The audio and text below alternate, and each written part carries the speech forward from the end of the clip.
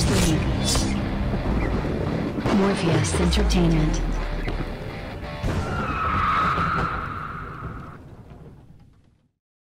Hello you guys, Morpheus here with part 4 of the Warlock Demonology PvP guide for 5.4.7, and this guide is about the gemming, the reforging and the enchanting more or less, and of course about the burst. How to burst as a Demolock in this patch. Well, I'm gonna explain to you how to do the basic burst setup, the burst rotation more or less.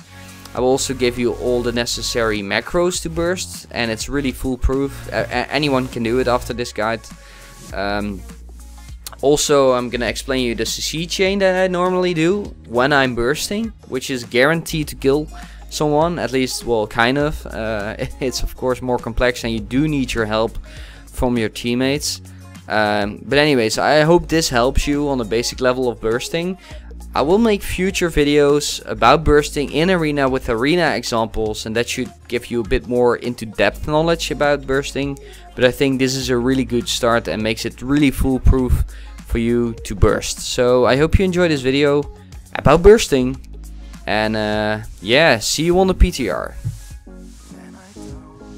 So welcome on the PTR, as I'm testing different gem setups here and reforge setups. I've tested full mastery, full intellect and full crit. Also tested some hybrid specs and whatever, I mean gem setups. And I have to say that thanks to a guy on YouTube, I forgot your name, so sorry, but he said to me you should try full crit. It actually does more damage, and that's why I'm doing this. And he was actually right, so thank you a lot for the tip. It used to be mastery all the way, completely, for a very long time. And if you look at some other really good Demolocks at the moment, they all stack full mastery. But I think it might change from time to time with the different patches, and you know, it scales differently or something with the new gear and stuff. Also, I have to say, if you play with the Restushemi or Holy Pella, they have a 3k mastery buff they can do on you, so it makes all it, you know, stacking more mastery maybe a bit useless. I don't know. So you could, you know, stack something else, for example crit, with the mastery buff you get from the Shemi or the Holy Pella. So yeah, this is my setup right now. I still have a little bit of intellect because I feel more comfortable with it, and I have like 2 of them message socket bonuses and the rest not. So here, intellect, crit, intellect and crit, and yeah, the socket bonus. This is not reforged at all. This is also not reforged. This is crit from haste reforged, and the 320 crit strike. This is also crit from haste. And if you look at the enchantment, this is intellect plus crit. This is my tailoring enchant, which gives me 2000 intellect on proc. This one has plus 80 all stacks, intellect and crit, and reforge mastery from haste because I couldn't get crit on this one. This one is crit from haste again, 180 intellect as an enchant. My gloves have 170 mastery, crit, gem, that's it. This one has 2 times crit, critical strike and no socket bonus. This one has crit reforged from mastery, and the enchant is intellect plus spirit. I don't know if there's actually an intellect plus something else, but I'm on the PTR, so I might have screwed up. But you know, the leg enchant, we all know which leg enchant to pick, I guess. I might have done the wrong thing. Anyways, you know, the leg enchant. And full crit. This one is also full crit and 140 mastery plus minor run speed increase. You also get the socket bonus for this one. Then this has no reforge. This has the crit from haste reforge again. This is nothing, of course. These 2 also don't have a reforge, but they do have the Jade Sphere enchant and the intellect enchant for the offhand. And also, as you can see, you use double DPS trinket. So this one procs and this one is on use. Okay, so let's go over my macro. There are 2 macros that I use a lot. This is my dot macro. I don't use this always completely. I normally just only use the first 2. You spam it 2 times and it just does the 2 first things because it's a cast sequence. So press it once, it applies Curse of Elements. Press it again, it applies Corruption. Press it again, it will do Hand of Gul'dan, but I never use this because I need the Hand of Gul'dan in my burst. Okay, I do use the whole sequence if I'm out of burst and I need to do sustain DPS, then I do the full sequence. But if I can't do any sustain, I mean if I'm going to do my burst, then I just do the first 2 and then I stop. this is my burst macro, and by the way, the macros are in the description of this video. You can just copy them. Lifeblood is my herbalism thingy, so you probably can just leave this out. Also, when I'm an orc, there's also Blood Fury in it, but I'm human on this guy now, so it doesn't need it. You know, so it's basically, these are off the bottom 3 are off the global cooldown, so they will proc instantly. Prideful, you know, this is the Trinket, Lifeblood, and Dark Soul Knowledge. And this here, the cast sequence, actually has a global cooldown, so you can't just spam them instantly all together. You need to do it in a cast sequence, and that's why it is in a cast sequence. So you have to press it once, twice, 3 times, 4 times, 5 times. But generally, just wait till you get into Metamorphosis, and then you can start spamming Shadow Bolt in Metamorphosis, which will be Touch of Chaos. So I'm just gonna show it to you right now, what I normally do. I normally get my Trinket to proc first. Extra cooldown is not working the add-on right now, so I need to watch here on the top. Anyway, so it's Curse of Elements, Corruption, and then I spam Fel Flame till my Trinket procs, which is now. And then I spam my Burst macro 5 times. And then let's just spam Touch of Chaos. And as you can see, my peak damage it actually was higher than this, but currently it was at like 420 K DPS. Anyways, this is it. This was 20 seconds of demonic, Demon Soul, Dark Soul, sorry. And I did like 7 million damage. You know, this is not my highest burst. I've done way more with the same setup. I've done maximum DPS spike of like 500,000 DPS. 500,000 DPS, yeah. And also I did like 7.5 million in 20 seconds or something, or a bit more. I don't know. It's it was a lot. So that's it. So I'm gonna walk you through it once again. Let me also say that I never use Soulfire in my burst. The damage is just nothing compared to an instant Shadow Bolt. You know, Touch of Chaos. That just does an amazing amount of damage. And I only use Soulfire if I'm out of my burst and I don't have a lot of mana, so I can't spam Fel Flame anymore. And it does a bit more damage than Shadow Bolt, but I only use it when I have to proc. So when I have to proc and I need mana, or I don't have a lot of mana anymore, then I will use Soulfire, but never in burst. So once again, burst is let's actually wait till I have all my cooldowns again. Then I can tell you something else in the meanwhile. This video is just about the rotation of the burst, how to burst, but I will talk about the rotation, the normal spell rotation, in another video. Also more advanced stuff, and also in another part of the guide I will explain how to burst and perfectly do it in an arena with arena examples. Just for now, it's just an example on a target dummy. You know, kind of the basics about the burst, but in more advanced parts of the burst I will show you arena examples and how I managed to burst in that arena or something. So we want to get our Trinket again. Trinket to proc, so it's Curse of Elements, Corruption. So yeah, 1 Fel Flame was enough apparently, so I spam my burst macro again. It's really super stupid easy. And I spam Touch of Chaos. Peak damage is again around the same amount. Like I said, I normally got higher. I really did. Got it higher a few times. Actually, the damage sucks this time. It sucks. I guess I have some bad luck. I really think so, yeah. yeah, I do. So normally it's a bit better, but still it does amazing damage. Just trust me. So I'm gonna explain something else now. That's your CC. So you have to keep in mind that Howl of Terror is something they normally always trinket, you know. And when I burst, your pet automatically CCs the target.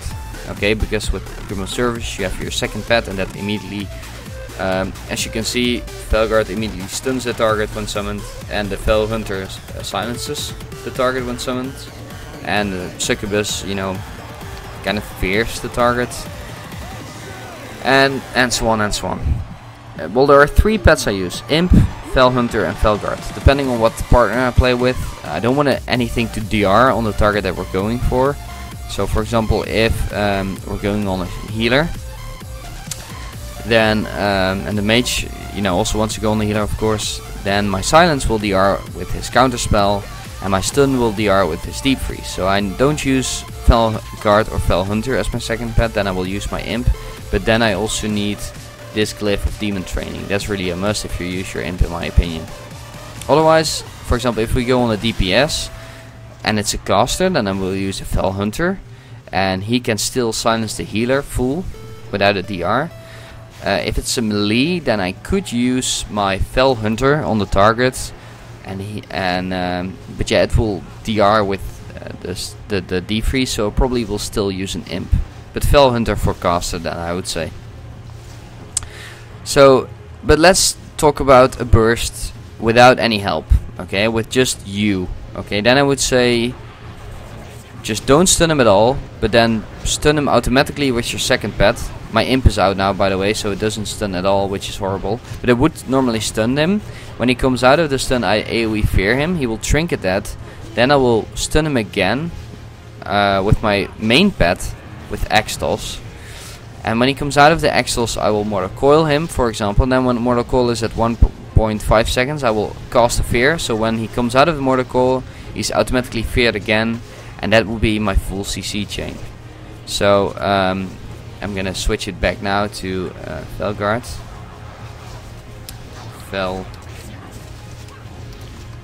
Felguard. So normally it's automatic stun by your second pet, followed up by an AoE fear. They will trinket that, but they will still be probably feared for 1 second or something. Make sure that you AoE fear him when your stun is like at 0.1 second or something. That's ideal, you know, so he can't do like one hot or heal in between, you know. You really need a change CC, so do that when it's at like 0.1 second. Then AoE fear him. Be ready for his trinket, if he still has his trinket. Of course, if he doesn't have his trinket, then maybe he gets dispelled by his partner or something else. So be sure that, you know, you have a CC ready for when he goes out of it again. So then you Mortal Coil him, which is of course 3 seconds. Then, or you can stun him, doesn't matter actually, stun or Mortal Coil. Depends on if your pet is in range or not. Then you can stun him, for example. You cast your fear when your stun is almost over, but be sure that it's like that he gets feared right out of the stun. That's perfect. And then you can start spamming your Touch of Chaos again. So that's the burst rotation. I'm gonna show it to you one more time with CC this time. And of course it goes away on the target dummy, so it will only show for like a short period of time, at least the fear, but you can still get an impression. So it's Curse of Elements, Corruption, spam your burst macro, and you can see the first stun here. Then I go into Metamorphosis and fear him. Then I stun him again, which you can see. I coil him. Then I would fear now, and then start spamming Touch of Chaos again. Then maybe do a Chaos Wave, because it still does nice damage, you know, and do some more stuff. So that's the full CC chain.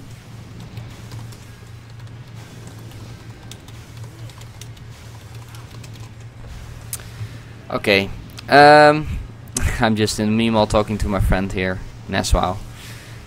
So this is the full CC chain and the burst chain. If you want to ask me about Chaos Wave, I don't use it anymore. Not at all.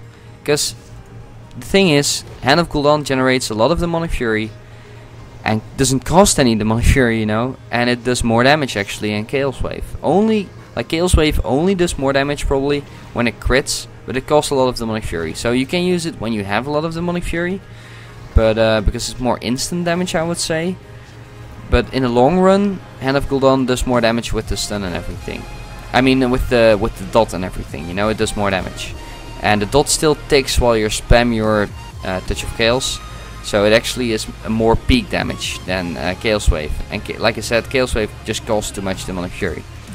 And I can burst, as you can already see like a few times now. I can burst with 200 Demonic Fury. That's really all I need. And that's really handy, you know, that you're able to burst right from the start. You just need to get your trinket procced, and that's it. That's really it. So yeah, I mean, it just outweighs Chaos Wave, because with Chaos Wave you can't burst from start, because if you burst from start with Chaos Wave,